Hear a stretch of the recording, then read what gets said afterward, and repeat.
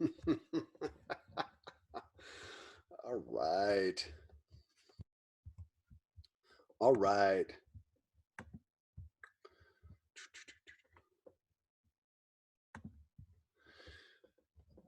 Okay, I'm going to get started here. Um,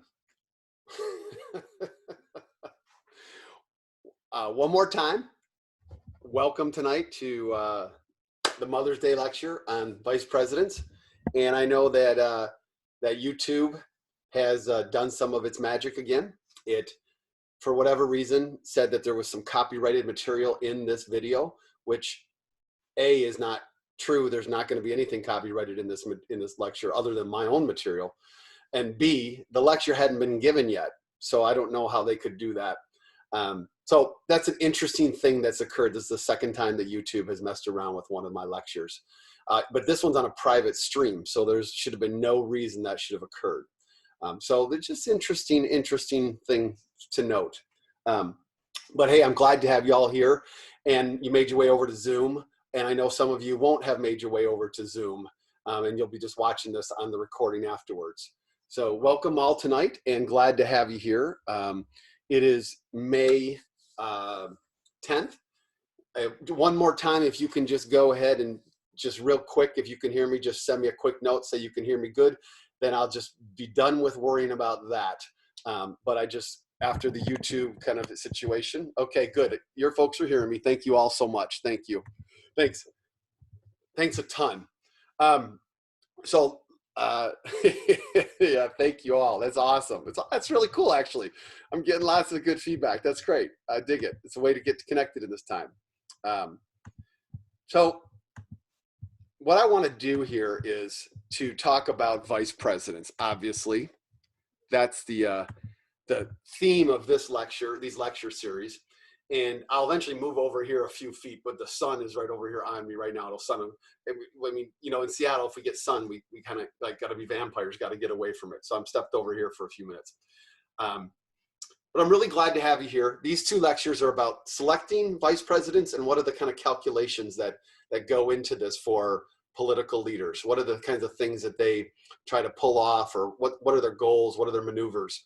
And I want to devote the first lecture tonight to kind of an overview of the vice presidency in the modern era. We're going to go from John Kennedy through Joe Biden, looking at kind of the calculations, the decisions, the assessments that have gone into some of this stuff. And then next week's lecture on Sunday evening, I want to talk specifically about Joe Biden and the calculations and the decisions and the assessments that he's going to make as he selects a vice presidential running mate. He's already said, of course, that he's going to select a woman. So we'll talk in depth about that next time.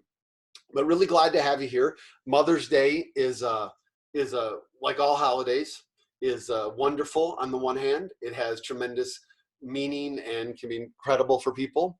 And on the other hand, it can be very difficult for some people. People have lost mothers, mothers who've lost children, people who wanted to be mothers and aren't, you know, just all kinds of things. So for everybody who, wherever you're at tonight, in kind of that space, just thanks for joining me. Thanks for being part of this. Thanks for being committed to this work around a just and inclusive democracy generally.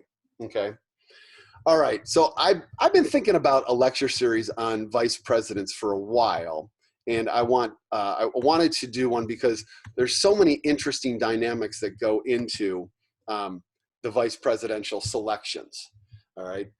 So I want to start with kind of a story that captured my attention a number of years ago, probably about 10 years ago, captured my attention.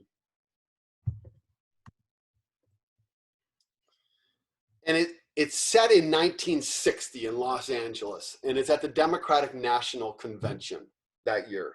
And the Democratic National Convention in 1960 was at the Los Angeles Sports Arena, which is right near the University of Southern California, where, quick aside, my son's going to be going this fall. I'm so excited, so proud of him. Can't believe it's going to happen, that he's going to go to such a great school. I could never have gotten in there myself. It's amazing. But it's right there on the west side of LA, over there. And back before the 1970s, the way that nominees, presidential candidates, and vice presidential candidates were selected was at the convention. That what would happen is there was not these kind of voting around the country where delegates would be assigned to candidates. Like this notion of like candidates winning delegates state by state is a notion that starts in the mid 1970s. That's been a focus of some other lectures I've done.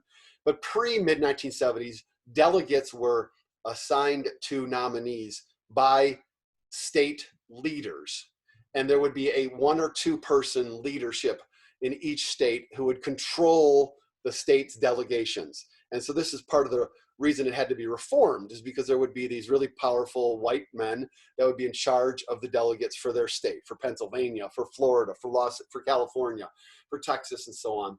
And they would control the delegates.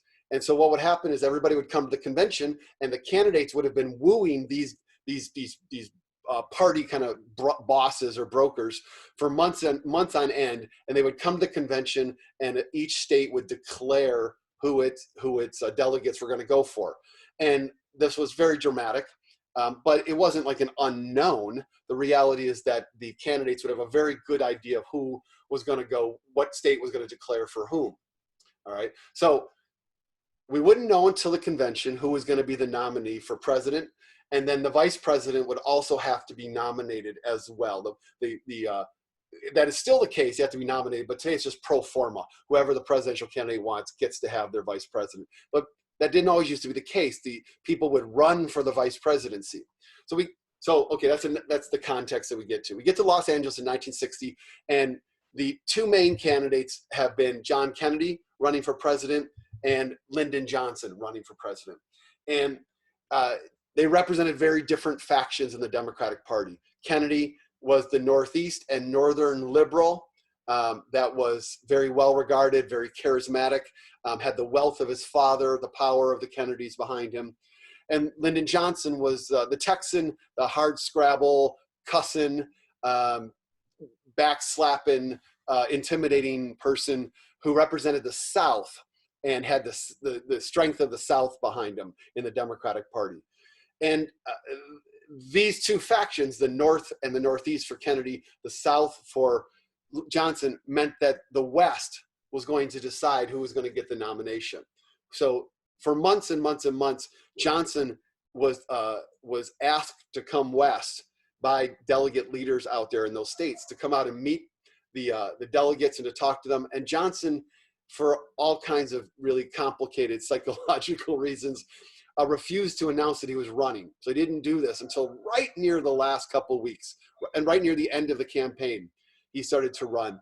So because he hadn't been running formally, Kennedy had dispatched his brothers, Robert and Ted, out west, and they had been wooing delegates in the West for months on end. So we get to the convention though, and Johnson's definitely running now, and it's going to come down to those Western delegates. And there's no question that those delegates kind of liked Johnson. Johnson had built a number of deals with Western Democrats over time as majority leader in the Senate, but Kennedy had been wooing and recruiting them over time and had won a number of them over. So what happens is it goes all the way down, because they do this alphabetically by state, it goes all the way down to the final state. And Ted Kennedy there were 15 delegates for Wyoming. And Ted Kennedy had gone to had been building relationships with the Wyoming delegates, and there were 2 main leaders of the Wyoming delegates. And Wyoming only had 15 delegates, but 10 of them were committed to Kennedy. And Ted Kennedy had asked the guy who was heading up the other 5. He said, if it gets to you, and 5 delegates will put my brother over the top to be the nominee, Can I have you? Can I have your support? Will you vote for him? And the guy said, there's no way it's going to get to 5 delegates, the last 5 delegates for Wyoming for us. But he said, but sure, I'll give them to you. So it gets all the way to Wyoming, and sure enough, Kennedy needs all 15 of them. He needed 13 of them to get over the top. And Ted Kennedy, because he built this deal and this relationship, gets these 15 votes for Wyoming. And so Kennedy gets nominated, and it is an absolutely heartbreaking scenario for Lyndon Johnson. Lyndon Johnson, in lots of stories, tell about him just breaking down and crying. And Sam Rayburn, who was his great kind of supporter in Texas, the Speaker of the House, also just breaking down in tears because they really thought that Johnson was going to not win, because he wasn't going to win at that moment, but that they were going to stop Kennedy from getting the nomination on the first ballot. And they thought that Johnson, because of his incredible deal-making skills with Rayburn's support, would be able to win on a second, third, fourth, or fifth ballot if they could just stop Kennedy on the first ballot. But Kennedy gets nominated barely on the first ballot. So there's all this drama, and this is July 13th, 1960. Okay? That night, the Kennedys go back to their hotel, and Johnson goes back to his hotel. Rayburn goes back to his hotel. And maneuvers start getting put into place about who's going to be the vice president, okay? And here's two of the dynamics that were vital to this. Lyndon Johnson supporters despise Kennedy. Like we think today, like maybe Bernie supporters really don't like Biden. That's nothing compared to the way these folks felt. They despised the Kennedys. The Kennedys were wealthy and aristocrats and good looking and all of that. And so all of LBJ supporters in the South who weren't supporting civil rights, these white Democrats in the South, and just the general kind of character differences led them to despise the Kennedys. On the other side of the coin, Robert Kennedy had promised countless supporters of John Kennedy that his brother would not pick Lyndon Johnson as the vice presidential candidate. Labor leaders, civil rights leaders, teachers, lots of people in the North who really thought Lyndon Johnson was not like a good liberal, had said, look, we will support John Kennedy, but on this condition, that he does not pick Lyndon Johnson as his vice president. And Bobby Kennedy had made deal after deal, shook hands after shook hands on this, promising these people that would not happen. Okay, so all this is in play. And this is the kind of intrigue, fascination that makes vice presidential candidates so dang interesting. Some of them are disasters, some of them are brilliant, but they're just so strategically interesting to me, okay? So the whole story that unfolds in the next 24 hours is told in exquisite detail in Robert Caro's book, Passage to Power.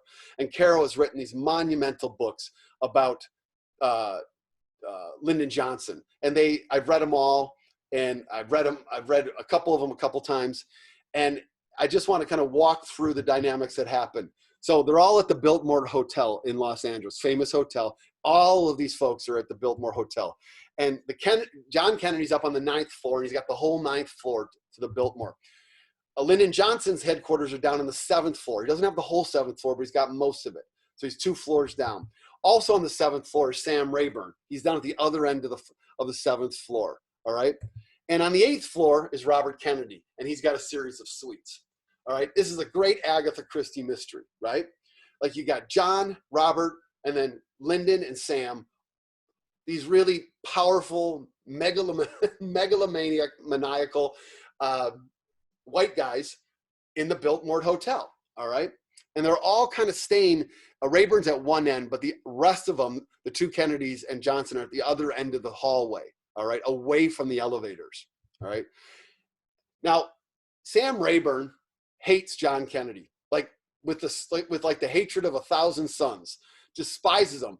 He absolutely has made Johnson promise on this side of it that if you do not win the nomination, you will not be the vice president to John Kennedy. Okay, we got that straight. You will not. And Rayburn had been his benefactor for Johnson, and so Johnson had told him thousands of times, I will not, because Rayburn despised John Kennedy. On the other side of the coin, Robert Kennedy absolutely hates Lyndon Johnson. And this is going to be monumentally problematic for years to come. But they despise them. And this goes all the way back to the fact that Robert Kennedy was worked for Joseph McCarthy in the Senate. And Johnson would tweak Kennedy's kind of ego. And when McCarthy goes down in flames, Johnson really grinds it into Robert Kennedy's kind of side. And so Robert Kennedy, very, very intense dude, hates Johnson. All right. So this is like, it's just like, I mean, it's a great murder mystery is what it is. All day on July 14th, the candidates and their key assistants go up and down the back stairs of the Biltmore Hotel, because they're on the other end of the hall from the elevator. And the press, they go into the elevators and stuff, the press are going to find them and see them. And the press are staked out by the elevator on Kennedy's floor, because they know that he's got to come up with a VP. So they go up and down the back stairs, and it goes on all day long between the campaigns. And everyone agrees, I'm almost done with this story. Everyone agrees that John Kennedy calls up Lyndon Johnson in the morning and says, Lyndon, I'd like to talk to you. Can I come down and see you at 10 a.m.? And Lyndon Johnson says, sure. And he gets off the phone and he turns to Lady Bird Johnson and says, I think he's going to come offer me the vice presidency. And she's just like, what? This can't possibly be, given all of these dynamics in play. And he says, I think he is. And so then Johnson goes into a process of evaluating whether or not he's going to decide this or not. Everybody agrees. All the main players agree that John F. Kennedy comes down 2 floors, comes to see Johnson, and offers the vice presidential spot to Lyndon Johnson. Okay? But after that, there's very little that everybody agrees upon, because Johnson says to Kennedy, they agree on this part too. Johnson says to Kennedy, I'll take it, but we got 2 problems. And Jack Kennedy says, what is those? And Lyndon Johnson says, problem 1, Sam Rayburn, I promised him I wouldn't take the vice presidency, and he hates you. So Jack Kennedy says, can I talk to him? And Johnson says, fine, you can talk to him. He's down the hall. And then Kennedy says, what's the second problem? And Johnson says, your brother hates me. And Jack Kennedy says, I'll take care of my brother. It's fine. And so he goes down the hall to talk to Rayburn. Okay. And that's where the story picks up with Carol. When John Kennedy left his suite after they had talked, Sam Rayburn walked briskly, according to a Dallas Morning News reporter who saw him, down the hall to Johnson's suite, taking Johnson and John Connally would eventually be the governor in Texas, into a bedroom. Rayburn had Connally run through all the reasons why Connally, felt Johnson had no choice but to accept the nomination. Rayburn wants to hear the arguments. Why do you think that he should do this? When Connally finished, the great bald head, that's Rayburn, nodded. I don't like it, he said to Lyndon Johnson, but I don't think you have any choice. Jokingly, Johnson said Rayburn had evidently changed his mind since the previous night. I am a wiser man than I was last night, Rayburn said. The 3 men assumed, Connally was to say, that everything had been settled. And then Connally said Bobby Kennedy showed up and said he wanted to see Mr. Johnson.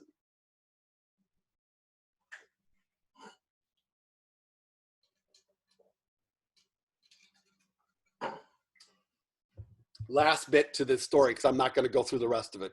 And from that moment, this is Carol writing this, and for approximately the next 3 hours, nothing was settled.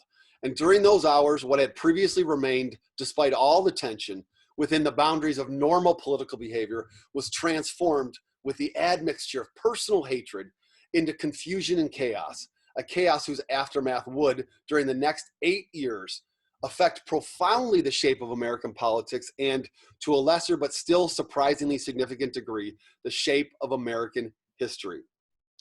No 2 people of the many who were involved can agree on anything that happened during those hours.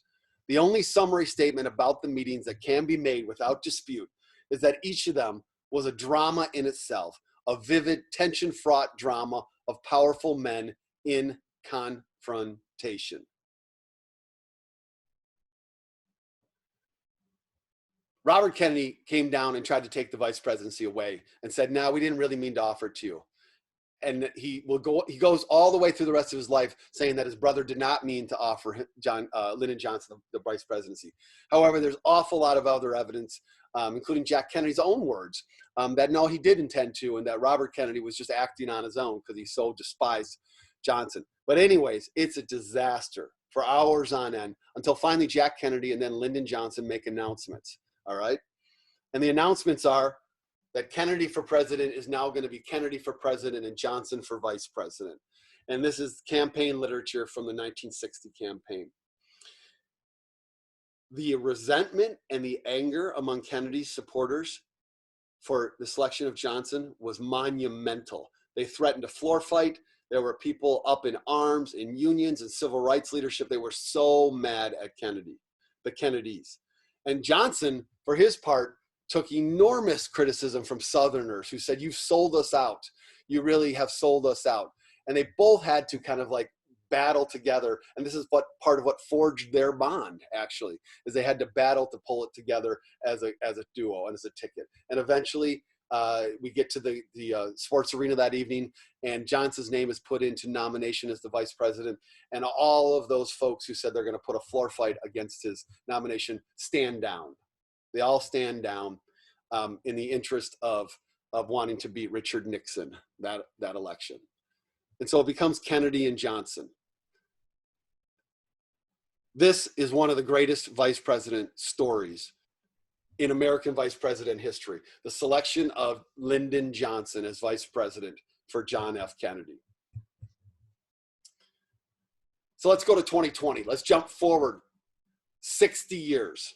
60 years since 1960, all right? This is the New York Times headline from last week. Why Biden's choice of running mate has momentous implications. Joe Biden has hinted that he might serve only one term if he wins. That would set up a woman as the front runner for 2024 and perhaps define the Democratic agenda for the next decade.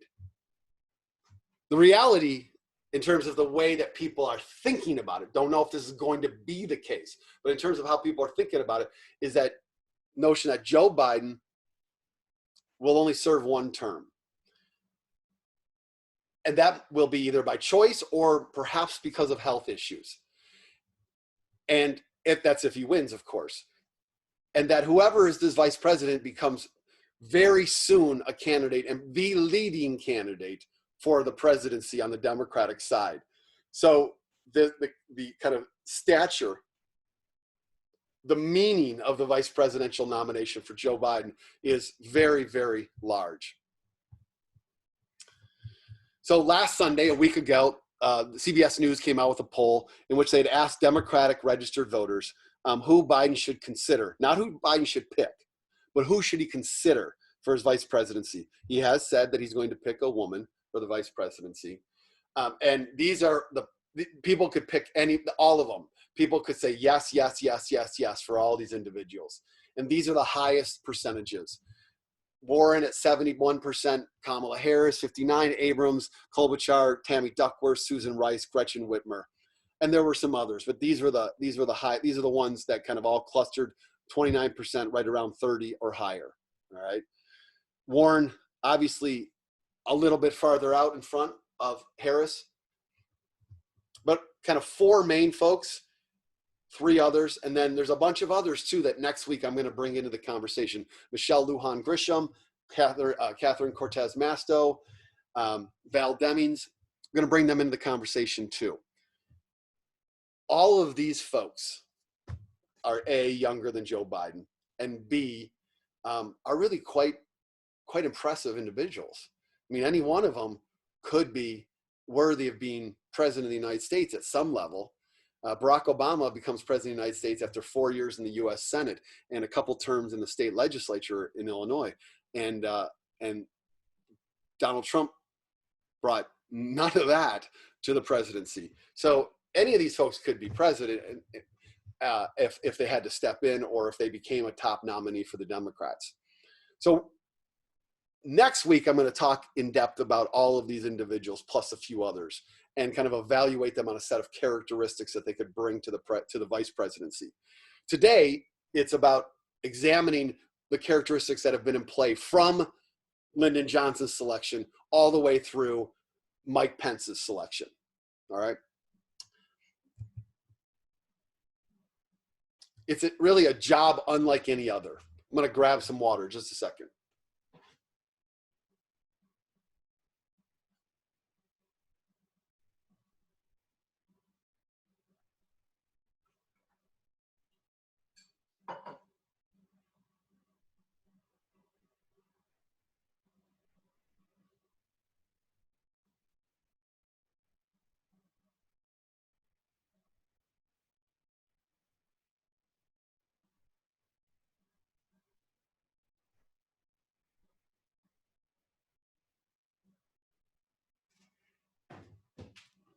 All right.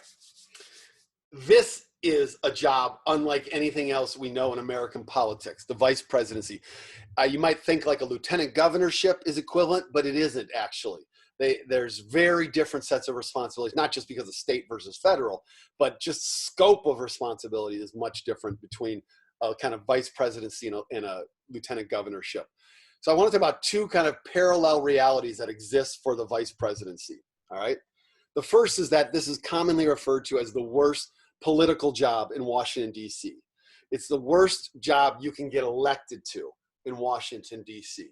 And the reason for that, or that perception, or that claim, is because there's really only one constitutionally mandated power that comes with the vice presidency, and that is to reside over the Senate and to cast a tie-breaking vote whenever there is a tie in the U.S. Senate in voting.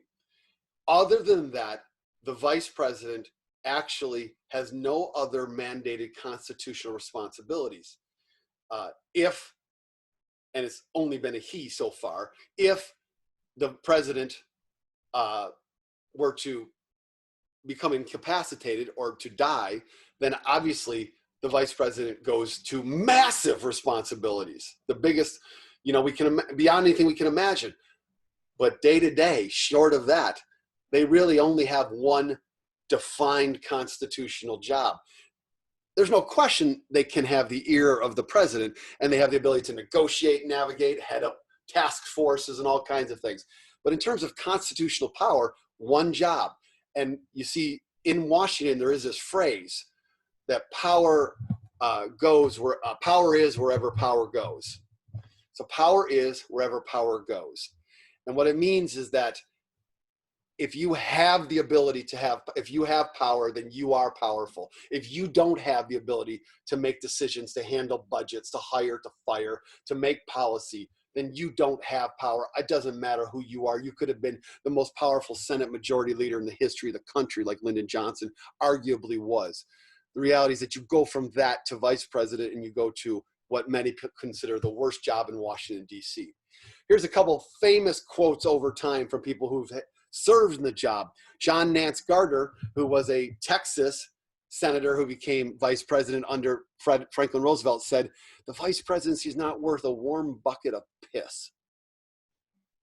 It got cleaned up in the newspapers of the day to spit, but the historical record shows that it was piss. He and Franklin Roosevelt had big falling out eventually, and he was taken off the ticket, not happily, in 1940. And in fact, he worked very hard to not have Roosevelt be reelected in 1940. Dwight Eisenhower, who was president in 1953 to 61, said, he was asked a question by the press, "What major decisions of my administration has the vice president participated in? If you give me a week, I might think of one." That's kind of throwing shade at your vice president. And we know who that vice president was, right? It was Richard Nixon.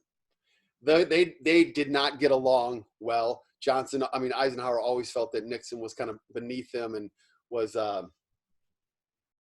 didn't carry the kind of grace and sophistication that he expected from a vice president. And then Hubert Humphrey, shortly after he was out of office in 1969, he did an interview, and he had been the vice president for Lyndon Johnson. And he said, "It's like being naked in the middle of a blizzard with no one to even offer you a match to keep you warm. That's the vice presidency. You are trapped, vulnerable, and alone, and it does not matter who happens to be president."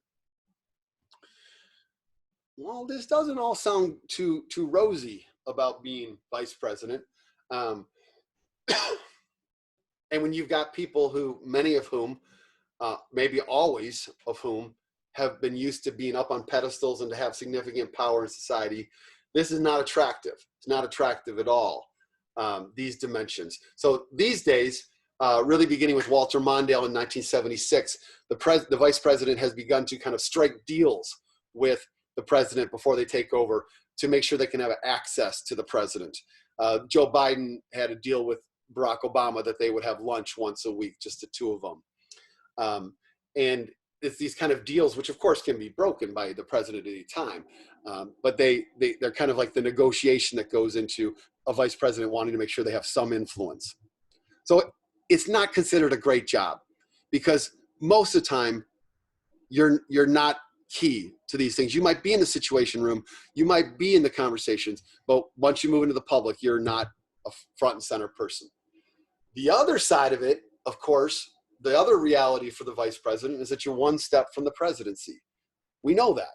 You're one step from the presidency. 14 vice presidents have become president. 14 of them have ascended to the presidency, all right? So when I was putting together this lecture, I wanted to kind of go see and think about who was that? Who were these people? And is there anything interesting that we might note among them? So there's George Washington at the beginning. He's obviously not one of them. But I just kind of put him as a marker right there. The first one to become vice president, to have been vice president who becomes president is John Adams, and he was Washington's vice president. The next one is Thomas Jefferson. Jefferson had been Adams's vice president, all right? In 1800, when Jefferson becomes president, he and Aaron Burr both run for the presidency. And at that time, up until that time in American history, the person who came in second in the presidential contest became the vice president, okay? They became the vice president. So Burr becomes Johnson's vice president. This was particularly difficult because Jefferson and Burr were deadlocked in the Electoral College. And so neither one of them had enough electoral votes to win. And when that occurs, if nobody gets to a majority, if you're tied and nobody gets to a majority, it goes to the House of Representatives for a vote. But it isn't one person, one vote in the House of Representatives. It is one state, one vote. So there's 50 votes. Today, I think there would be 51 with the Electoral College. There's 50 votes today, 51 today, 13 then. I don't know if there have been any other states added by this point, but we'll say there's 13. And they all got to vote at their state level, and then they cast a vote based upon that for the presidency. And this went round and rounds and rounds and rounds and rounds. And eventually some kind of deal is struck. And I think it's a New York delegate switches their vote, and New York moves over to Jefferson, and Jefferson becomes the nominee, becomes the president. Burr's the vice president. But after this election, in order to change this dynamic in which the vice president is the person who comes in number 2 in the presidency, there's a constitutional amendment that's proposed, passed by the Congress, ratified by the states, which says that the vice president would be elected in a separate vote from the president. So on our ballots, there are 2 actual different votes. There is the presidency and the vice presidency. They are different votes, but they have historically run as a ticket. So you're asked to vote as both of them together, but they are separate votes legally under the 12th Amendment. But we've never had an instance where, since then, where the vice president was elected and it was on one ticket and the president was on the other ticket. They've all run together, and it's always been the same ticket that gets elected. But in order to separate them so that it wasn't the kind of person who just got beat for the presidency becoming the VP, the 12th Amendment makes this happen. So first two from VPs to become presidents are Adams and Jefferson. The next one is the 8th president, Martin Van Buren. The numbering here, by the way, is the presidencies, the number of the president. Presidents are numbered by the time in office. So Van Buren is the 8th president. Then you have John Tyler. And the ones above the line here are people who win the presidency by election. And that's how they gain the presidency. They win it through going through a regular election. They win the presidency. The ones below the lines are people who take over the presidency for other characteristics. They might go on to win on their own merits eventually, but they initially take power into the presidency through the death or the resignation of somebody. So John Tyler's the first to do that. And then Millard Fillmore comes along in the late 1840s. He's the 13th president. And then Andrew Johnson, who takes over for Abraham Lincoln when Lincoln is shot and killed. And Johnson had been swapped onto the ticket in 1864 in place of Hannibal Hamlin, who had been the Maine governor and had been a staunch liberal. But Lincoln, in order to try to unite the country and to try to get Democrats to support him in the 1864 election, had taken Hamlin off the ballot, put Andrew Johnson, who was a Democrat, but he was a Union Democrat. He had stayed and fought for the Union, even though he was from Tennessee, put Johnson on the ticket. And this is one of the most monumental, obvious vice presidential decisions that we have in American history, because Johnson eventually governs and does Reconstruction so very differently than Lincoln would have. So Johnson's the 6th president to become president who had been vice president. The 7th is Chester Arthur. James Garfield is elected and he passes away not too long after becoming president in 1880. Chester Arthur takes over. In 1901, Theodore Roosevelt becomes president when William McKinley is shot and killed.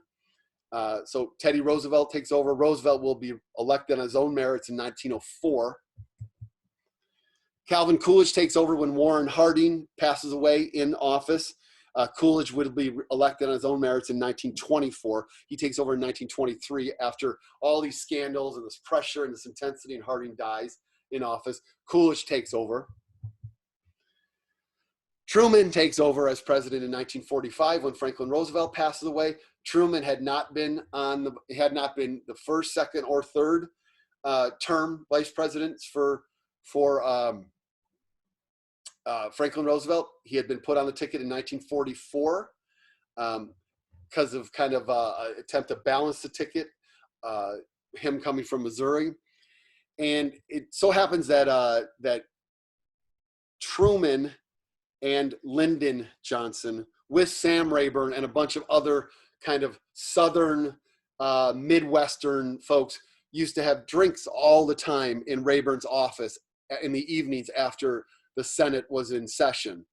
And Johnson, who gets elected, Lyndon Johnson, who gets elected to the president to the Senate in 1948, gets to know Truman a little bit through having drinks with him when he was in the House of Representatives, which he'd been in the House since 1938 or 40. And so Rayburn had taken Johnson under his wing. Rayburn brings in Lyndon Johnson, says, meet all these folks. I'm going to get to know them. And so Johnson was there when Truman gets the call to come over to the White House because Franklin Roosevelt had passed away. And Johnson talks about that later as something that informs and influences his decision about the reality to take the vice presidency. And then Lyndon Johnson takes over in 1963 when John F. Kennedy is assassinated.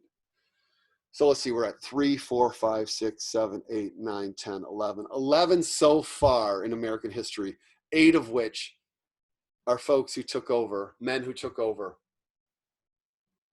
through the death of the president. All right, we got 3 more. Richard Nixon gets elected on his own in 1968, as many of you very familiar with, came back and won the presidency in 1968 on his own merits after having been a 2-term vice president for Dwight Eisenhower. Gerald Ford takes over the presidency in 1974 when Richard Nixon resigns. Ford had just been put on, not on the ticket, but in the vice presidency, had been elevated to that because Spiro Agnew had resigned in 1973.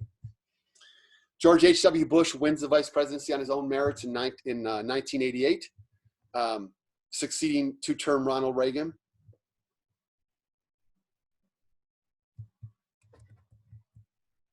Whoops. So that's it. Those are the folks that have become president who have been vice president. So let's just take a look at this for a second.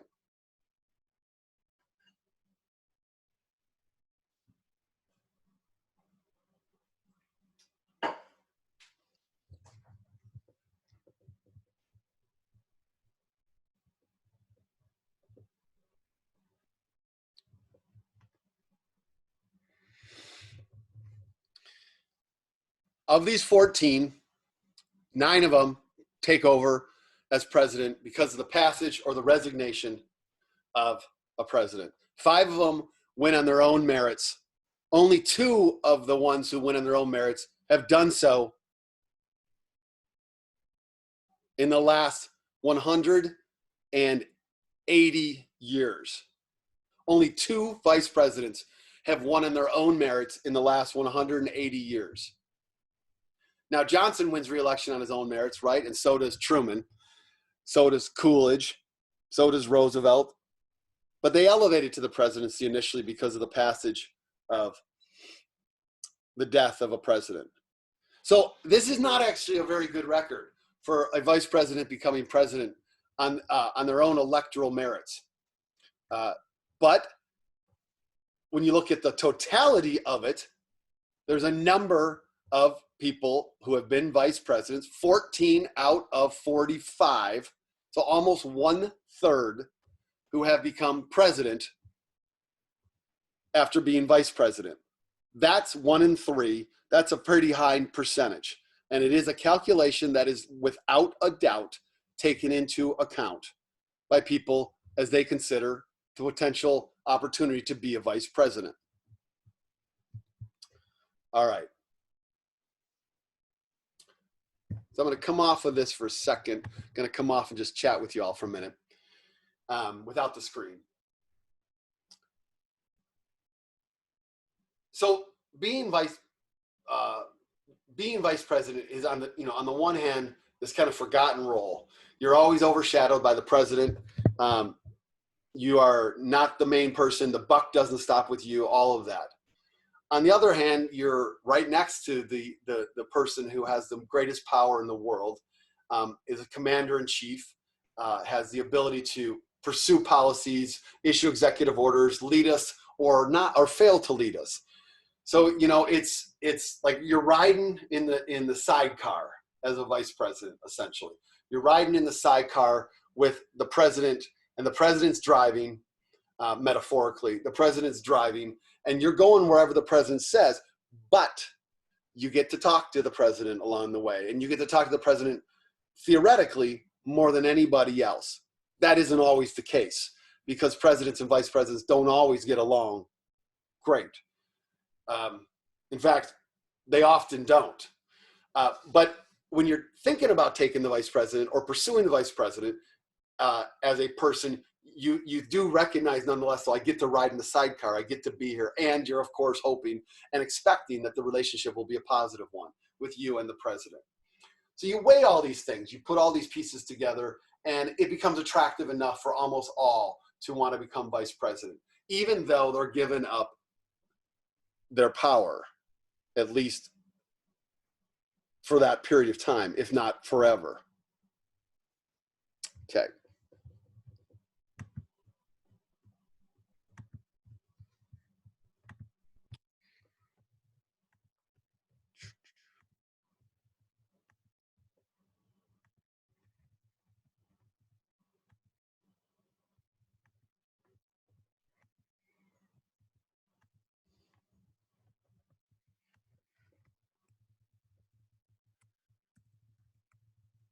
Okay, now I want to talk about selecting a vice president. This is going to start to take us towards Joe Biden.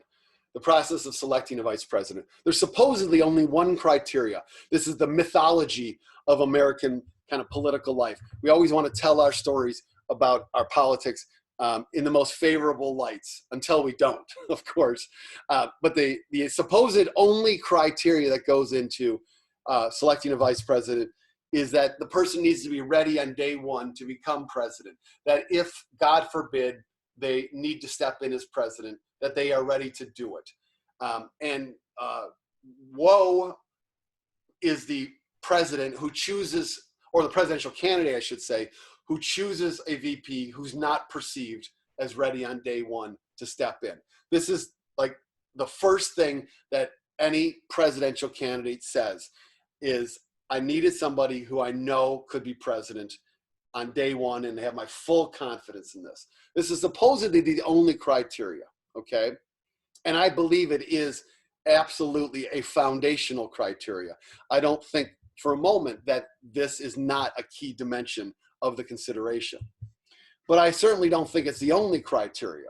So let's think again about selecting a vice president, okay? And I want to suggest that there might be 4 other key criteria that come into play and have come into play from John F. Kennedy's selection of Lyndon Johnson through Donald Trump's selection of Mike Pence.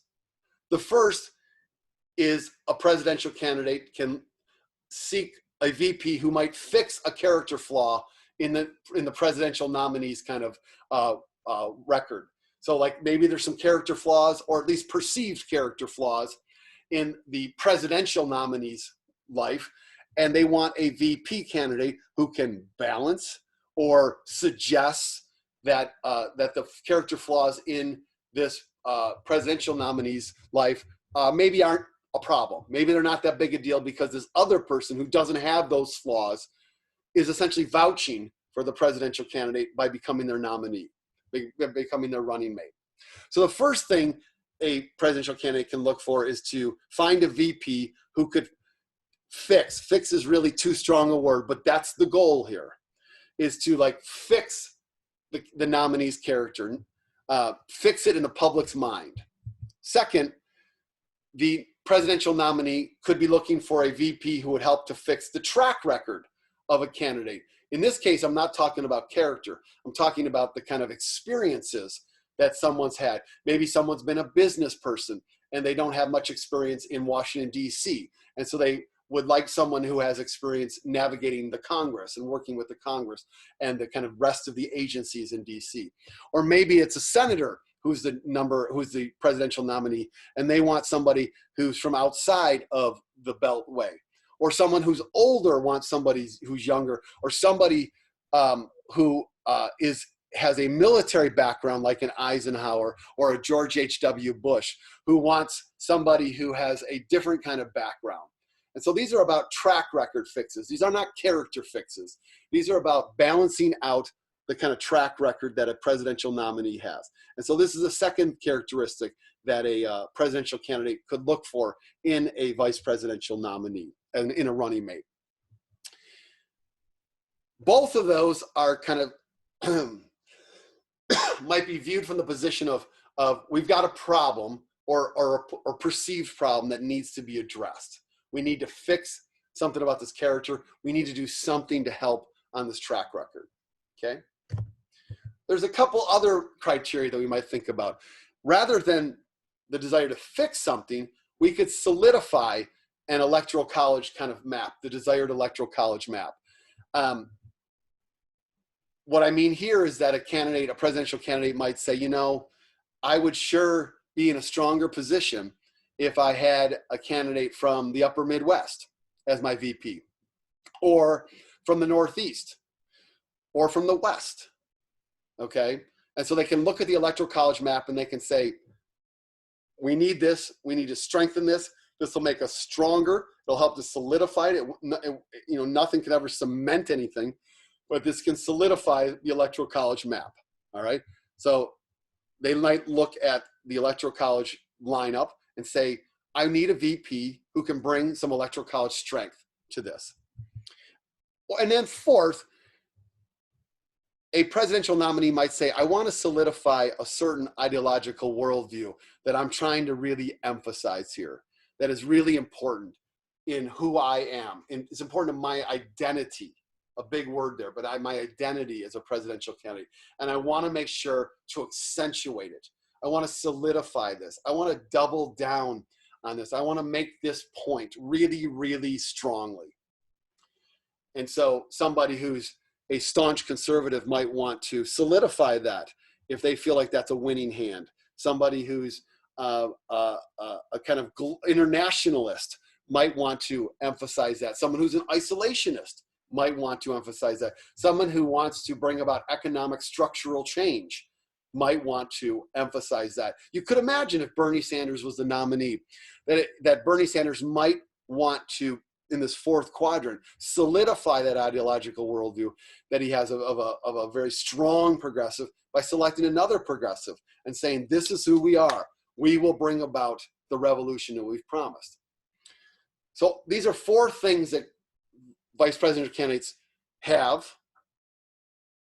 taken into account and might take into account every single time. All right. Trying to fix their own character by getting someone else who doesn't have those flaws. Trying to fix their track record by getting somebody who has the things that you don't have. Trying to solidify your electoral college map to the presidency by getting some other a person who brings something else, another geographical part of the country. Or to solidify your ideological worldview, to make a point, to emphasize a particular worldview, a particular perspective.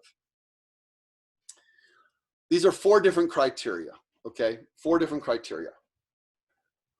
We might think of the upper 2 as campaign criteria, as they are part of how you seek to get elected. Like, these are really essential to getting elected. They are how someone kind of speaks to who they are as a person and their path to the presidency.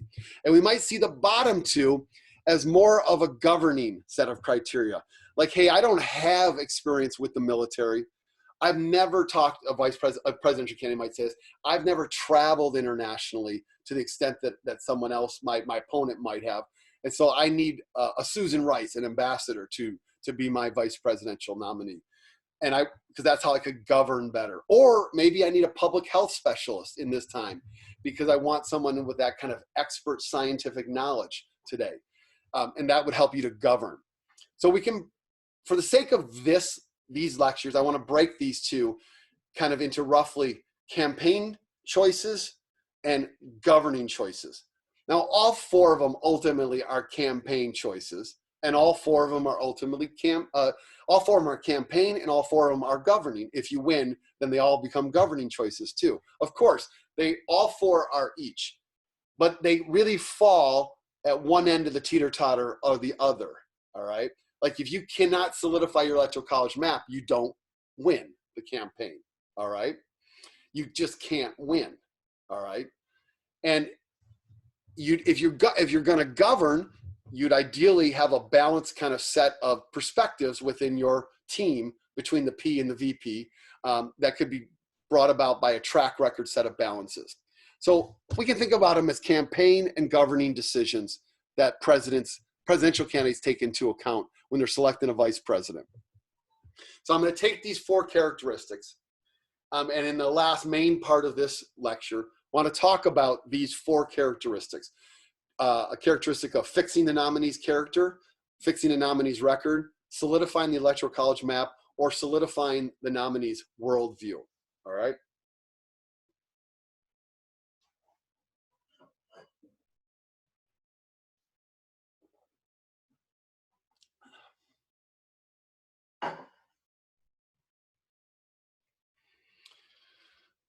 And what I want to do is I want to take all of the winning vice presidents from 1960 through 2016 and consider them on all 4 of these characteristics.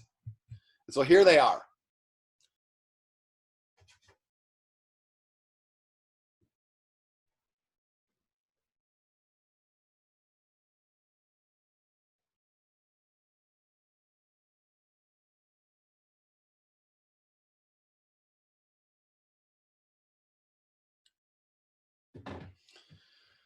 Johnson, Humphrey, Agnew, Mondale, Bush Sr., Quayle, Gore, Cheney, Biden, Pence.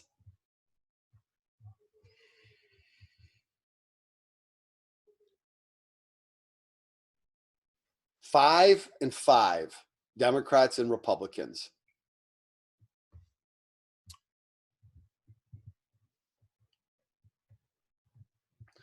All right.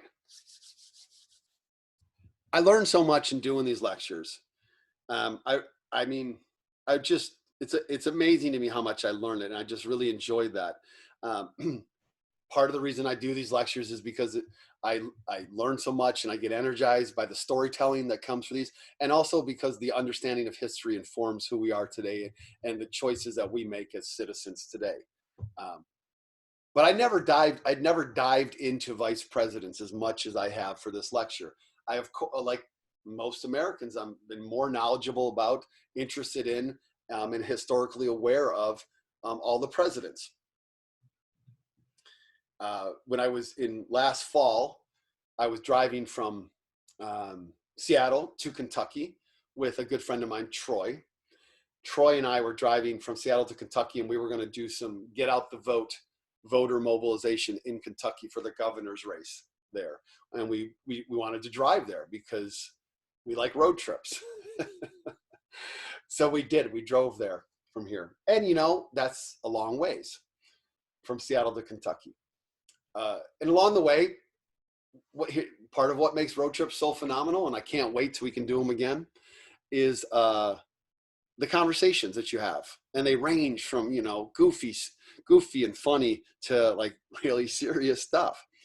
And somewhere along the way, I said, let's see if I can name all of the presidents in order. Let's see if we can do that. See if we can name them all. And I didn't get them all in order the first time, but then I started trying to memorize them. And so after a couple tries, I got them all in order, 45 in a row. This means nothing in the world. It means like, this is one of those little trivia things. Because I can also name all of the World Series baseball winners from like 1945 forward too. Really, these are worthless skills, but they are indicative of kind of my interest in like learning things about people of cultural influence.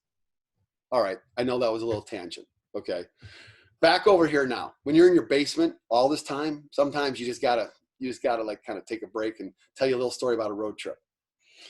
All right, back over here to these vice presidential candidates who became vice president. I originally, when I was going to do this slide, thought about putting all of the VP candidates on here, including the ones who didn't win. But that's too many, and it also doesn't really capture what I'm going for, because the choices on the ones who didn't win, they range much more dramatically in terms of the value of those choices. Whereas obviously all of these, just because they won, we know that they had to have been at least received by the public in enough of a favorable way that the president and the vice president were elected. So let's start with Johnson, Lyndon Johnson. I started this talk obviously with this dramatic story of Johnson's selection by Kennedy, the way they both piss off all of their supporters and decide to become a team for the presidency. So what about Johnson on these characteristics? Which ones of these did he really hit? Did he hit them all? And usually a vice presidential candidate is not going to hit them all. They're going to hit a couple of them, all right? Well, it's apparent that really Johnson did, or the goal was that Johnson would do two things. One, he would solidify the Electoral College map and help bring along the South. And second, he would fix a problem that the Kennedys perceived, which is that John F. Kennedy was seen as, you know, wealthy, an aristocrat, a playboy, a pretty boy, and that's part of the reason why he writes Profiles of Courage, his famous book, Kennedy, to kind of counter that viewpoint of him. But it's still out there, and Lyndon Johnson presents a very different kind of archetype of images and perceptions. So Johnson really nicely kind of brings this working class up from poverty person out of Texas compared to this wealthy, rich, blue blood Kennedy. So on the character, absolutely Johnson brings what the Kennedys are looking for. And then on the Electoral College map, there is consensus among presidential historians that Kennedy does not win the presidency without Johnson or an equivalent to Johnson on the ticket, somebody who could bring along the South. Dwight Eisenhower had won 5 of the former 11 Confederate states in 1956. And so the solid South, as it was known for the Democrats, was breaking. And there was this sense that Kennedy was not going to win without winning back at least a couple of those states. And so Johnson comes along and he campaigns tirelessly across the South, bringing his kind of southernness to the rest of the area, and he barely helps to keep the Carolinas, which were on the cusp of going to the Republicans. Barely keeps both of them. He wins back Louisiana from the Republicans, and he wins, and they win Texas narrowly by I think 43,000 votes in Texas. And it's obviously really, really close out of 2.5 million votes. And there's this great scene the night of the election that Caro captures in his book, where Johnson gets on the phone with Kennedy and he issues his congratulations to John Kennedy and says, "Hey, did you see I won Texas? And I see that you're losing Michigan." He says, and I see that we are winning.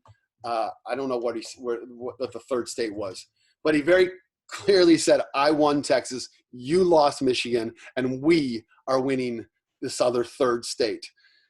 And that's the way Johnson saw it. And Kennedy was one of these folks who just kind of just let things slide as long as he got what he wanted. And he obviously got what he wanted almost all the time. And so he just would kind of let Johnson kind of think that he had won this. And the reality is that Kennedy probably would not have been president without Johnson or someone like Johnson to bring some of these southern states into the fold for him. As it was, the election was very close. Kennedy barely won the presidency in the Electoral College. So had he not won any of those states I mentioned in the South, he would have lost. Johnson becomes president in 1963, and he's got a problem that he knows right away. And so he asks Hubert Humphrey to be his vice president when he ascends to the presidency. And Humphrey brings two pieces to Johnson. One, he fixes Johnson's record on civil rights, because Johnson's record on civil rights had been very, very poor. He had helped to pass the 1957 and 1960 Civil Rights Acts, but those were really pretty worthless laws. And before that, he had a perfect voting record against civil rights legislation. He was despised by liberals generally. Johnson was. That's why Kennedy's supporters didn't want Johnson. But Humphrey was the darling of liberals. Humphrey had been the big favorite of liberals ever since 1948, when he had given a speech about civil rights at the National Democratic Convention and had won a floor vote on the platform in support of civil rights. And he was in Minnesota, so he helped to rally northern United States liberals. So Humphrey brings these pieces that Johnson needs. And Humphrey becomes quite instrumental in 1964 in shutting down the Mississippi Freedom Democratic Party, the Fannie Lou Hamer, Bob Moses group that comes and wants to be seated at the Democratic National Convention. Johnson says to Humphrey, you're their hero. You go tell them that they're not going to be seated. So Johnson got what he's looking for in Humphrey, someone to help fix a record, a weakness of his on civil rights, and to support him in the northern part of the country on the Electoral College. Didn't really need the Electoral College support. Johnson and Humphrey win by a mile in the biggest popular vote landslide in U.S. history for the presidency. Nixon runs in 1968, gets nominated, and he's from California, right? He's been governor of California. He's been a senator from California. He's been a vice president.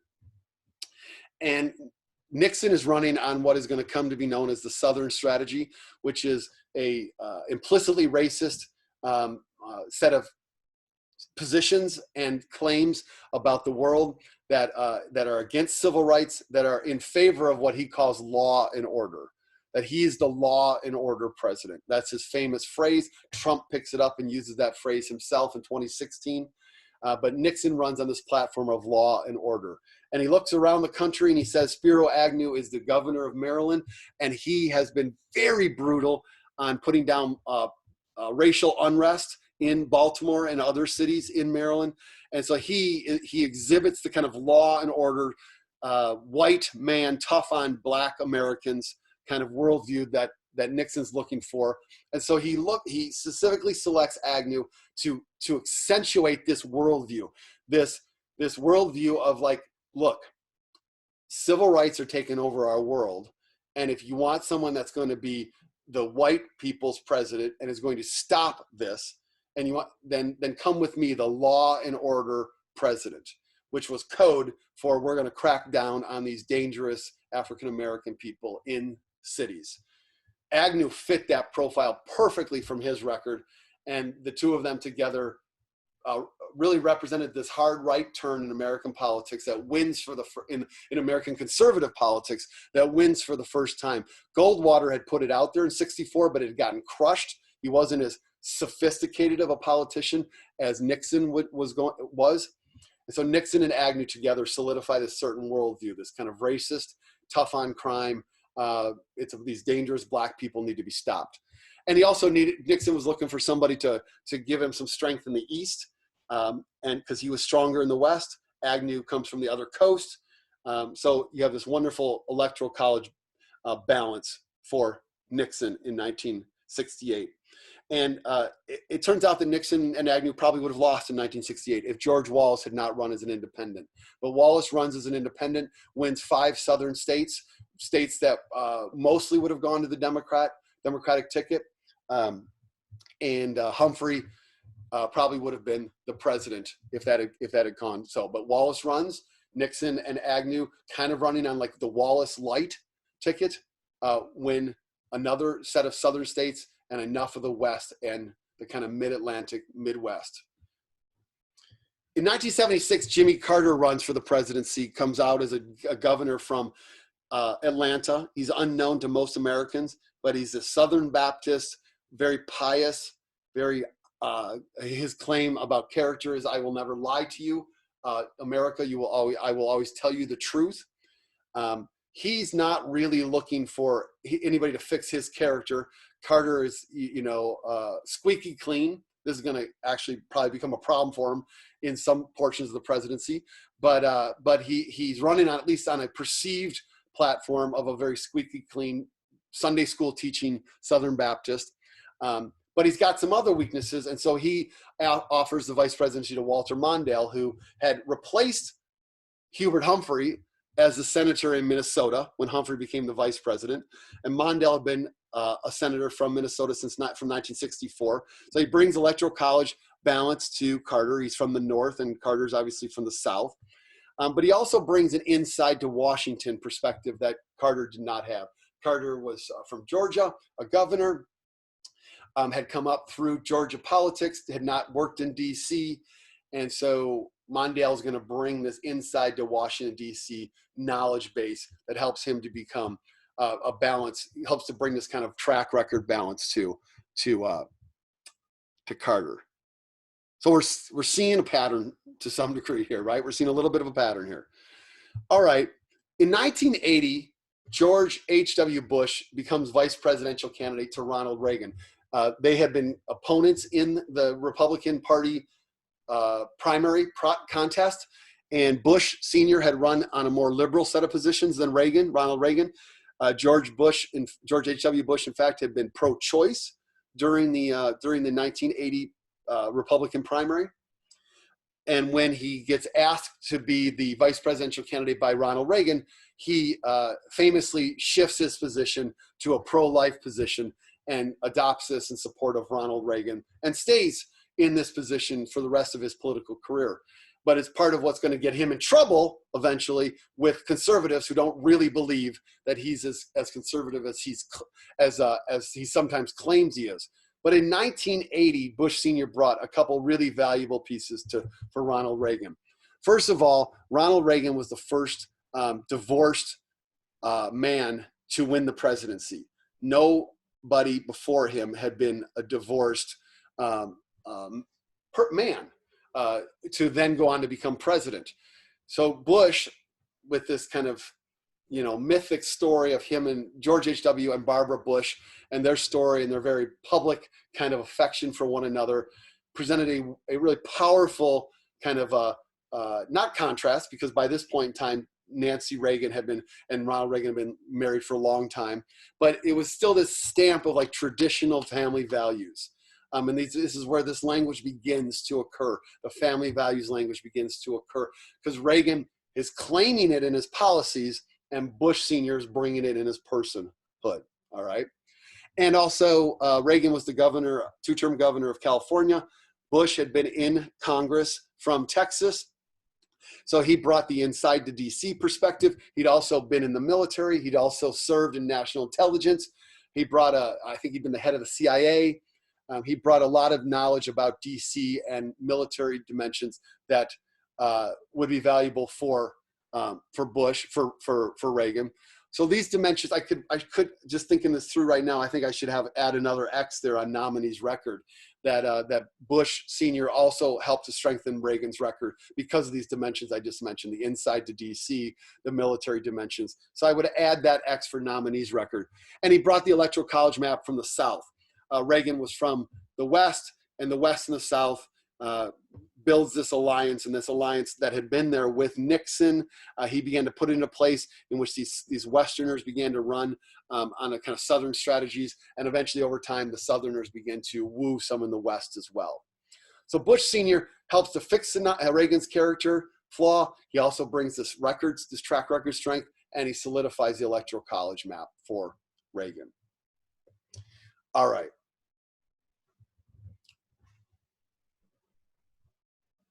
George H.W. Bush runs for the presidency in 1988, and he is seen by conservatives forever and ever as not a real quote-unquote conservative, not a true kind of dyed-in-the-wool family values conservative. It was because of his position on abortion before he joined the Reagan ticket, but it's also because of his demeanor. He's not a flame-throwing, bomb-throwing kind of conservative. He's just more of a kind of genteel person, and that was never really what family values conservatives were looking for. He was also a little bit older, and Reagan had been older too, and so Bush decides I need to get somebody who has worked in the Senate, because Bush had not, and Dan Quayle had. And he also needed to assuage the concerns of conservatives that he wasn't really a family values conservative, and Dan Quayle most definitely was. All right. Dan Quayle, you'll remember his comments eventually later in 1992 when he makes the comments about Murphy Brown, the TV show Murphy Brown, and the fact that she's having a child as a single mom, and him criticizing that. And so Dan Quayle represents kind of the, I don't know, who's the equivalent of him, like this staunch family values conservative, younger guy from the Midwest. So he solidifies the Midwest, or that's the goal at least, for George H.W. Bush, who's running as kind of the Texas guy. But mostly Quayle is put on the ticket to show to social conservatives that Bush understands and values them. It's going to be very similar to one of the things that Mike Pence brings for Donald Trump. Same state, same kind of social values, social conservatism on values perspective. In 1992, Al Gore gets on the ticket with Bill Clinton. They both had run for the presidency. Bill Clinton asks Al Gore to be on the campaign, to be his nominee. And this is a very straightforward situation of what's going on here.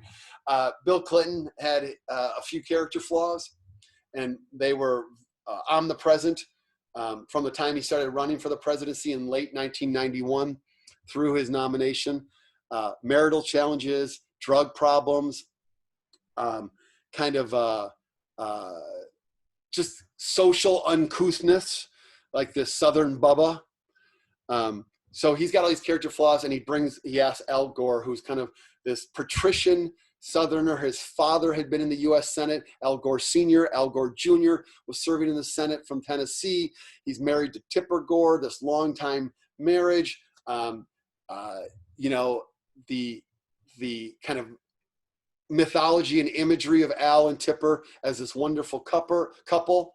So they bring those in the same way that George H.W. Bush brought that kind of family visual imagery to Ronald Reagan. So too to Al Gore and Tipper Gore bring this to Bill Clinton and help to solidify this kind of position of like, say, look, really, Bill Clinton's not, he can be trusted because at least you can trust Al Gore.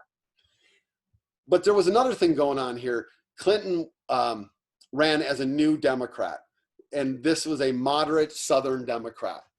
As somebody who was not Walter Mondale, was not Michael Dukakis.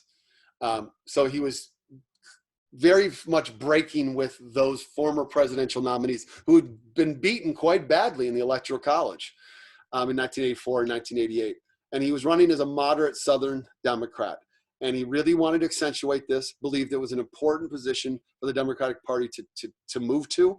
And he wanted to emphasize this. And so Al Gore was the perfect doubling down in this worldview. These two guys, two Southerners, one a governor, one a senator, running together, both in their 40s, right at the cusp of turning 50, really kind of put forward this image of the new Democratic Party, the Southern Democrats that are not the old Southern Democrats. These are liberal, but not too liberal, but they're not conservative racists either.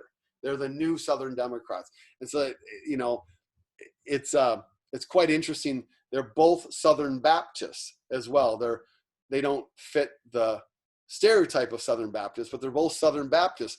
And they certainly accentuated this in their campaign, their Southernness, their similarity in age, their white kind of male clean cutness kind of perspective, all trying to downplay Clinton's scandals in his past and to project the image of a new Democrats. And they were very successful. They won fairly comfortably in 1992. They win re-election in 1996. And in 2000, George W. Bush runs, and Bush is seen as a little bit of not the brother that you were expecting to become president. Jeb Bush was always the brother who was supposed to become president. George Bush was the wild, partier, goofy, who then turns his life around, becomes two-term governor in Texas, but is not seen as having the kind of gravitas, the intellectual heft, or the Washington, D.C. kind of experience that would come with being the president. So he really needs somebody older, somebody mature, somebody who brought heft to him, and somebody who also knew how to move the levers in D.C. By this point in time, Bush doesn't have kind of major character problems. He earlier did, but the power of his story about a religious conversion is you get to wipe out a lot of those character flaws and say, like, that's the old me. The new me is this really quality person. And he had Laura Bush at his side who would vouch for this. So what he was really looking for was someone who brought DC experience and knowledge in politics and at the highest levels of DC politics, and somebody also who would strike the kind of conservative global perspective that George W. Bush wanted to present. You might recall it, Bush runs really substantially on this kind of, and becomes a president who accentuates the kind of global American role that we need to be very active and engaged after 9/11. And Cheney is right there with them because this is part of Cheney's worldview. Cheney is kind of the puppeteer behind the scenes who has all of these policy ideas, has all of these distinct foreign policy conservative ideas that help to solidify the conservative social record of George W. Bush. So they believe that in the midst of the impeachment issues and the kind of the scandals of the Clinton presidency, that what the country was going to be looking for was a center-right, certainly to the right president and vice president. And so they solidify this conservative worldview with Bush's social conservatism and Cheney's kind of national security conservatism. Then we get to 2008. Bush obviously wins re-election with Cheney in 2004. We get to 2008, and Barack Obama has this very strong character record, married to Michelle, doesn't have these kind of sets of scandals, but he doesn't have much DC experience or much governing experience at all. So he really needs somebody who has a lot of that, and Joe Biden fits that very well. So Biden brings support on the nominees record, and he also really provided the more moderate center-left viewpoint that Barack Obama had. Hillary Clinton was the more liberal candidate. John Edwards was the even more liberal candidate in 2008. Barack Obama was the center-left candidate. The only thing that he was more liberal than Hillary Clinton on was that he said he would have opposed the vote on the Iraq War. On everything else, on healthcare, on immigration, on economic policies, on climate change, he is more center-left to her. And Biden was that too. Biden was this moderate Democrat from center-left Democrat from Delaware. And also was this working class white dude who understood kind of the history of labor and workers in America, bringing that to to this Harvard-educated community organizer in Chicago who needed some kind of like entree into that part of the world. So the combination of the working classness and the union record that Biden has, which is still part of his appeal, along with the kind of moderate worldview that Biden brought this to Obama. Obama did not need further help on the electoral college map, and he also didn't really need any major support on character. All right, so we get to Pence. I'm almost done with all of this. We get to Pence, and we look at those characteristics across the top, those ones that are things that candidates can look for. And I've already mentioned that I will go back and add another X to Bush Sr. under the nominees record because he helped on that. So I'd give Bush Sr. 3 for Reagan. When we get to Pence, we know that he's got to help Trump on character. We know he's got to help Trump on a record because Trump's got no governing record whatsoever. And the reality is that he's got to support Trump on the electoral college map because other than the South, it doesn't look, at least at the time when Pence gets selected, that Trump's going to win anywhere. So it's these three things that Pence brings. He didn't solidify Trump's worldview because nobody knows what Trump's worldview is. He doesn't have a worldview other than a narcissistic, I'm the most important person in the world. That's his worldview. The rest of the stuff, he'll just do whatever it takes as long as he's at the center of things. But Pence comes along and he's the kind of anti-Trump. He's so conservative that he doesn't even have separate meetings with women one-on-one without another person being in the room with them. He fixed the nominees record because Trump many social conservatives are skeptical of him on social conservative matters. Pence brings that in spades. Many folks, he doesn't have any governing experience at all. Pence has been a governor, all right? Pence brings support in the Midwest. At least the thinking is he's going to help Trump to hold Indiana and Kentucky, maybe help in Western Pennsylvania, Iowa, maybe Ohio. Eventually, Trump does very well in these places. Pence, I don't think Pence made like the major difference there, but Pence certainly didn't hurt being on the ticket there, and Pence's ability to say, I'm a Midwesterner, I get you, I'm from this place, doesn't hurt. So Pence brings a lot to Trump,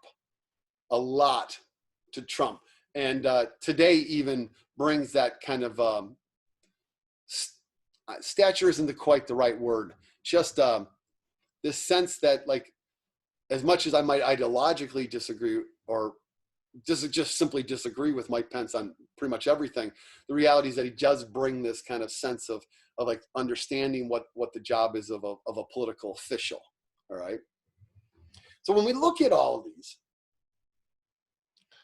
we see that solidifying the electoral college map is very important. We see that fixing the nominees' record on an area of weakness, or perceived weakness at least, is probably next important. And then you've got the character and the nominee worldview, both obviously important, but not perhaps quite as important as the nominee's record.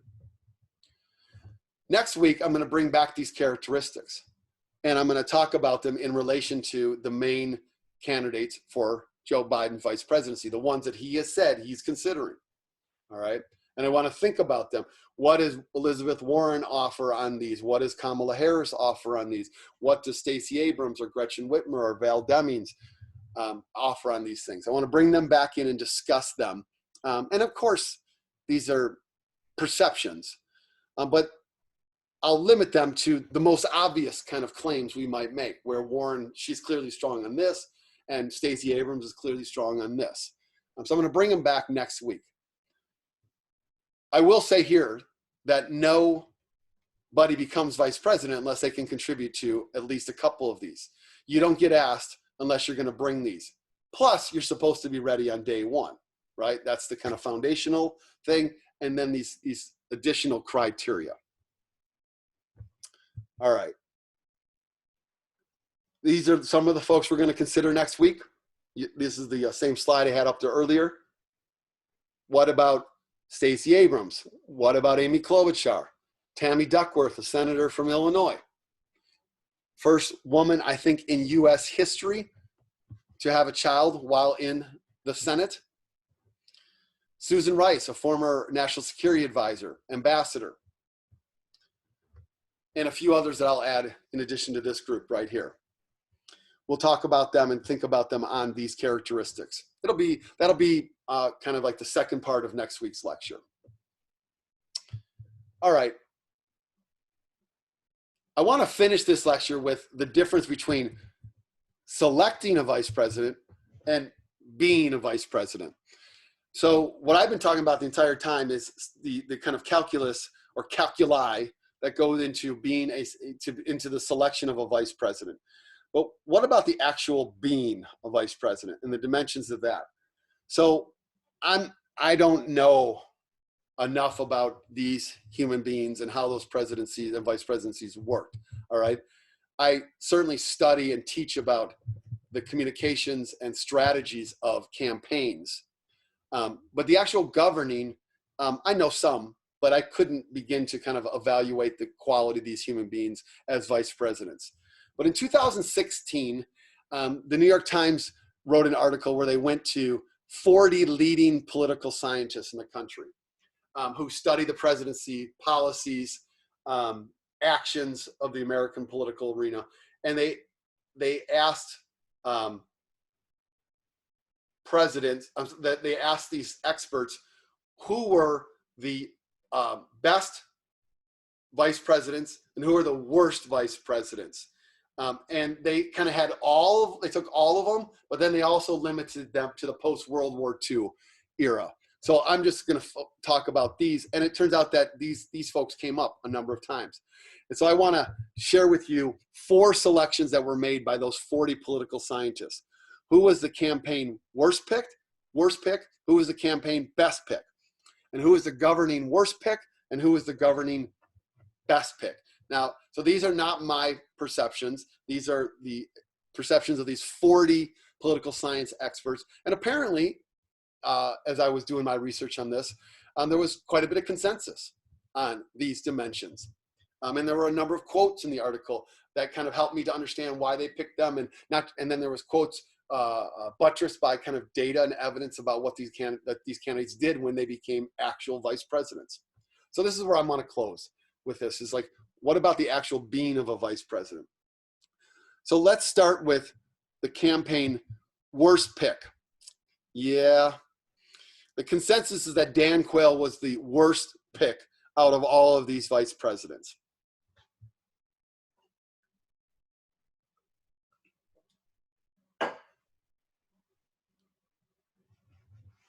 That had Michael Dukakis run a different campaign, had George H.W. Bush not had his supporters level the Willie Horton racist ads against Dukakis,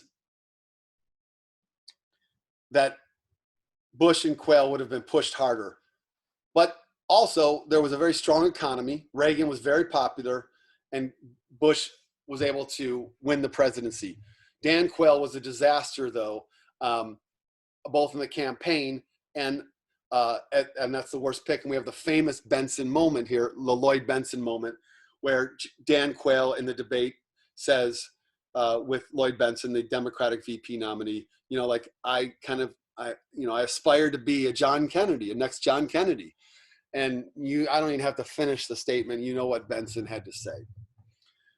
And so Quayle just never rose up. Now, you might say, and I would, that Sarah Palin was a worse pick than Dan Quayle, but I'm just focusing on the ones who became vice president here. Okay, the campaign worst pick out of all of these, who nonetheless still became president. Okay, nonetheless became vice president. Campaign best pick, Lyndon Johnson, hands down.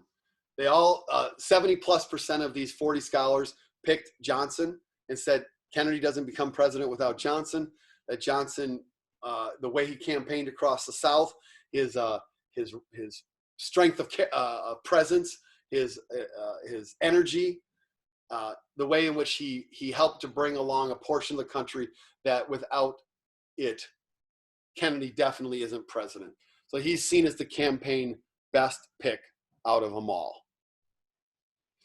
Governing worst pick, the worst governing candidate out of all of these, the consensus was Spiro Agnew.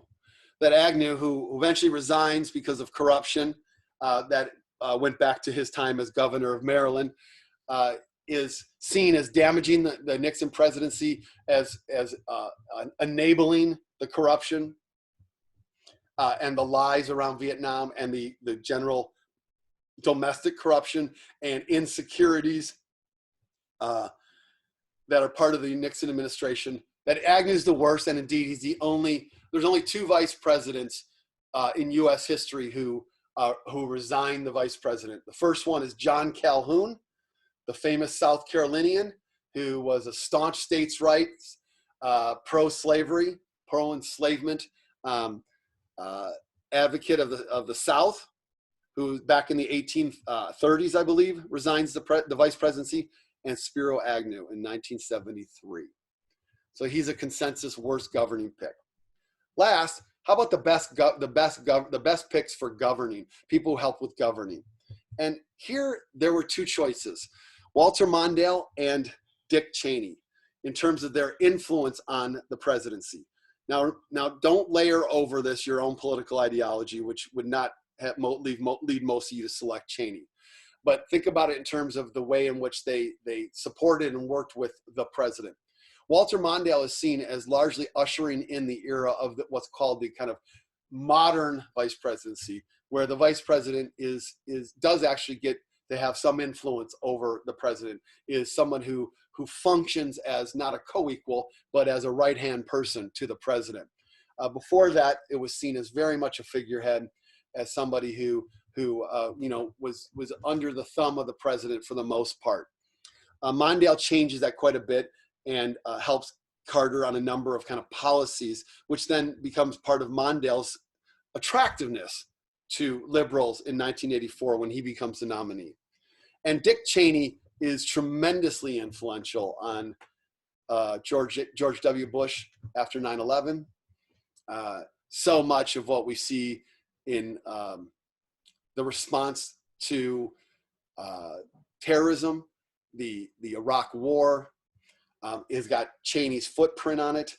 The decisions made about what's called welfare reform has kind of Cheney's uber conservative fingerprints on him. Cheney really operated as a close confidant and right-hand person to Bush. It's possible that Biden could be in here too. We've read, there's been a lot said and a lot written about Biden and his contributions to the fight against H1N1, Ebola, to his viewpoints he gave around the raid on bin Laden, which he opposed, his fighting for healthcare, his position on same-sex marriage. But in 2016, historians, political scientists were, right there in the Biden vice presidency. So I can't imagine they would have selected him. But it sure seems like that's part of his argument right now as president, that like, I was a substantive vice president. I was there. I didn't have the final say, but I had a lot of engagement and input on this. Okay. So being a vice president ultimately is a bit of a different animal than the selection of the vice president. And it's, in my view, with Trump, it's clear that Mike Pence, although I probably agree with him on fewer things than I agree with Donald Trump on, nonetheless, I think is not an influential governing pick, but could be someone who could govern with everything I disagree with, but could nonetheless govern with some logic to it if he was to be the presidency. But in terms of his influence on the campaign or governing, I don't see it as substantial at this point. Clearly, Trump doesn't listen to him on governing. All right. I want to end then with going back to Robert Caro. The vice presidency is a complicated position. Think about all these dimensions, these characteristics. It's distinctly political, but yet you don't have much power. You're right next to the person who runs the world or has the greatest influence in the world, and yet you don't even get into the room for a lot of the decisions and a lot of this, for a lot of the kind of public displays and discussions, for the Q&A, for all of the kind of key public presentation. It's really a complicated position. And Lyndon Johnson, was a very, very complicated human being. All right. So I want to finish by going back to Johnson and to talk about why Johnson took the vice presidency. This is one quote, one page. Johnson was to reiterate, even during his retirement after he was done as president, his belief that no Southerner would be elected president straight away in the foreseeable future. Johnson never referred to this analysis in public, of course, and so far as the author of this book, that's Carroll, can determine, he never referred to it in private during his vice presidency, except on the evening of its first day, when he was inaugurated. Sitting beside him that evening on a bus carrying high-level guests to the inaugural ball, Clare Boothe Luce, the congresswoman and the wife of Time publisher Henry Luce, asked Johnson why he had agreed to accept the vice presidential nomination. And Johnson replied, "Clare, I looked it up. 1 out of every 4 presidents has died in office. I'm a gambling man, darling, and this is the only chance I got."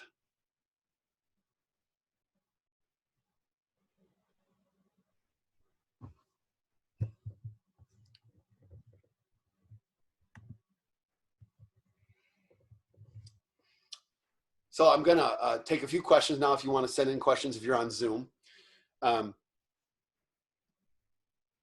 selection of the vice president is distinctly political, and it's always got to take into account governing dimensions because this person could become president.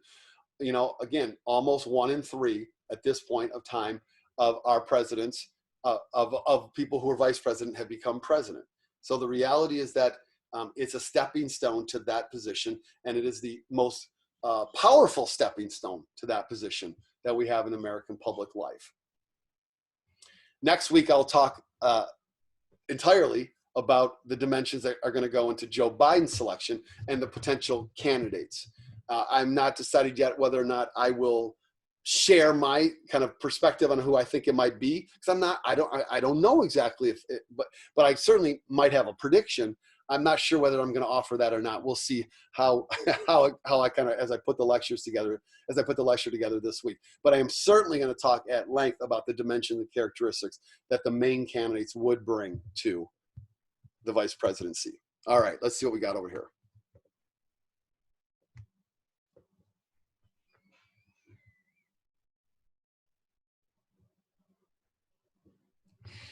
Okay.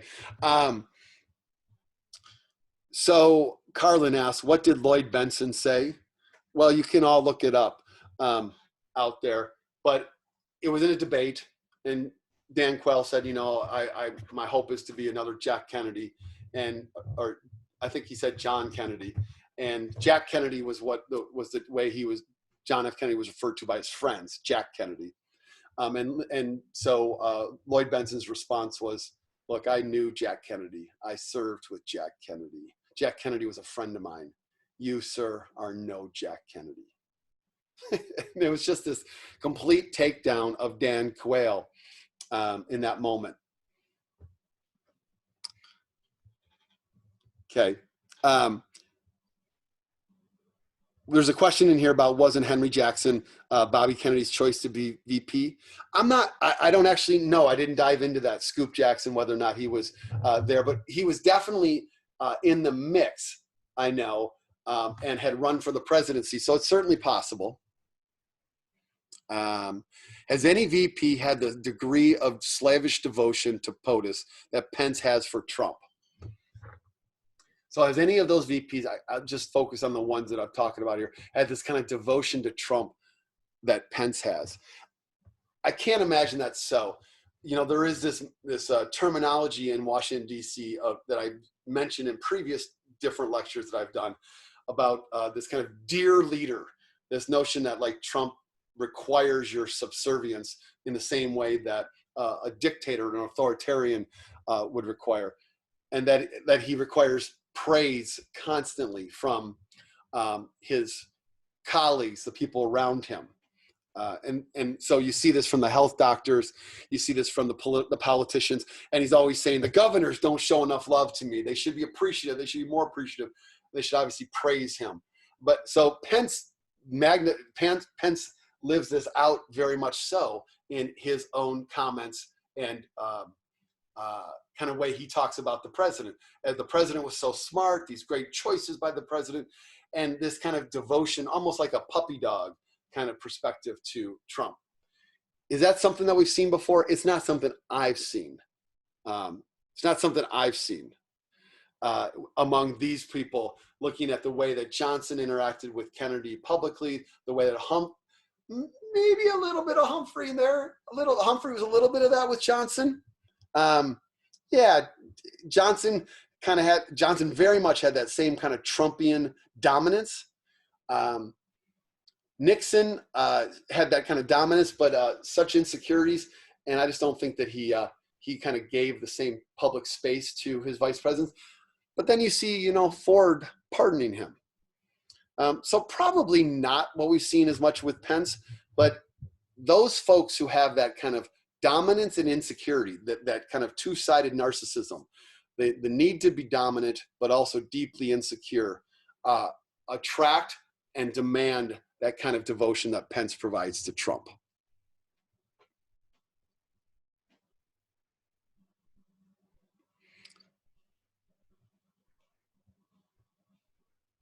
So Jane says, I don't think it's devotion. Pence wants, or maybe Karen, his wife, does, dearly wants to be president. He wasn't going to win in Indiana as a second-term governor. Well, I think any vice president wants to be president. That's part of their calculus, because they know that they're not going to have tremendous power there. So they got to be thinking about it. At least I would get to be vice president. Maybe presidency comes along. So I can't say that Pence is necessarily more ambitious than others. I mean, they're all incredibly ambitious human beings. It does seem that Pence has made a decision long ago to sell his kind of political and professional soul in order to support Trump. And there is this anecdote in whose book is this?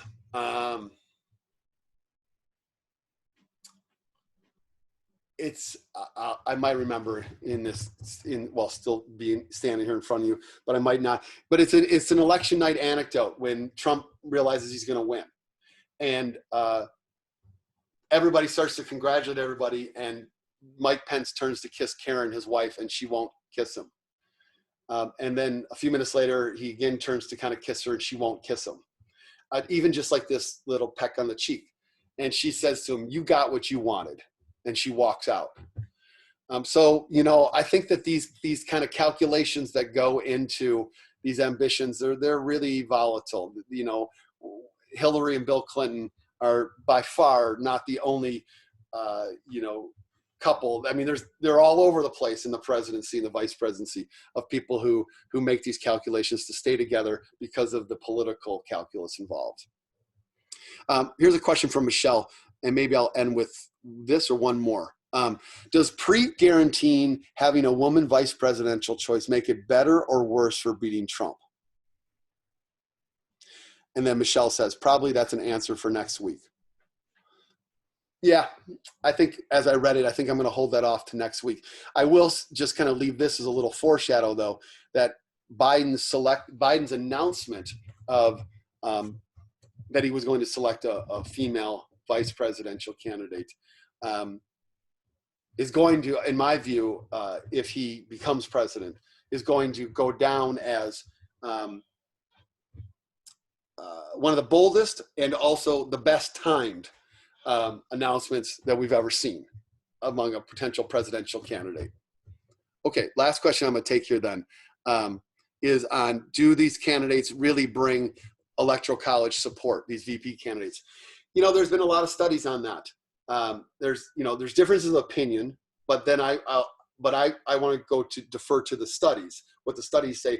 And political scientist research suggests that a VP candidate brings a 2 or 3% bump, an increase in their state, okay? And a supposedly smaller but non-zero bump in neighboring similarly ideologically situated states, like in the upper Midwest or in the South or in the West, like other states that share similar kind of ideological characteristics. So it does seem to matter in terms of their state, but that's across, I think, all, or maybe in the modern presidency, VP candidates, because we can all think of examples where the vice presidential candidate did not carry, their state did not get carried. It did not seem to make enough of a difference to carry that state. It's not difficult to kind of think of those off the top of our head. I don't know, let's work backwards in time. Trump carries Indiana with Pence. Obama carries Delaware each 2 times, but in all 3 of those instances, working backwards, those are states that would have gone for those nominees no matter what. They would have gone for the Republican with Trump. They would have gone for the Democrat in Delaware in 2012 and 8. 2004, Cheney doesn't have a state per se that he's bringing. 2000 doesn't have a state that he's bringing.